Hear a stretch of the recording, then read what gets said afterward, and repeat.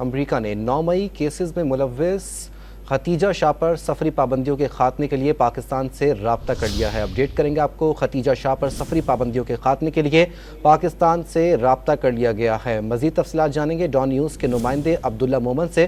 عبداللہ بتائیے مزید کیا ڈیٹیلز ہیں؟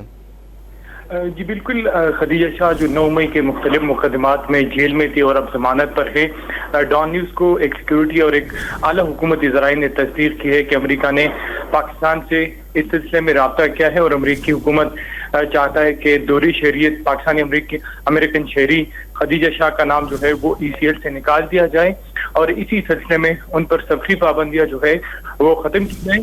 اس حوالے سے امریکی سفارتخانے سے خدیجہ شاہ کے مقدمے میں پاکستانی حکام سے رابطے کی بھی تصدیق کی اور امریکی سفارتخانے نے ڈان نیوز کو بھیجی گئی ایک ای میل میں کہا کہ امریکہ کے لیے اپنی شہریوں کی سیکیورٹی اور ان کا تحفظ سب سے اہم ہے۔